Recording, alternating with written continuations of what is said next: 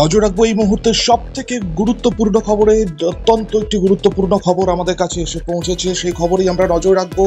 কুলটিতে আজ এবং আসানসোলে দুটি জনসভা রয়েছে মুখ্যমন্ত্রীর। দুর্গাপুরে বেসরকারি হোটেল থেকে বেরিয়ে হেলিকপ্টারে ওঠার সময় হোঁচট খেয়ে পড়ে গেলেন মুখ্যমন্ত্রী। আপনাদেরকে আরো একবার জানিয়ে রাখবো, বড়সড় আরো একটি দুর্ঘটনা। মুখ্যমন্ত্রী হেলিকপ্টারে ওঠার সময় হেলিকপ্টারের ভেতর হোঁচট খেয়ে পড়ে যান মুখ্যমন্ত্রী মমতা বন্দ্যোপাধ্যায়। দুর্গাপুরে বেসরকারি হোটেল থেকে তিনি গান্ধী মোড়ের অস্থায়ী হেলিপ্যাডে এসে পৌঁছান। সেখানে হেলিকপ্টারে উঠে কুলটি যাওয়ার উদ্দেশ্যে তিনি রওনা দিচ্ছিলেন, কিন্তু আচমকাই হোঁচট খেয়ে হেলিকপ্টারের ভেতর পড়ে যান মুখ্যমন্ত্রী মমতা বন্দ্যোপাধ্যায়।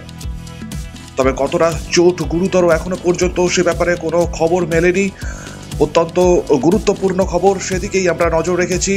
কুলটি যাওয়ার পথে হেলিকপ্টারের ভেতর হোঁচট খেয়ে পড়ে গেলেন মুখ্যমন্ত্রী মমতা বন্দ্যোপাধ্যায়। দুর্গাপুরে বেসরকারি হোটেল থেকে তিনি বেরিয়ে তার কনভয় এসে পৌঁছেছিল গান্ধী মোড়ে অস্থায়ী হেলিপ্যাডে।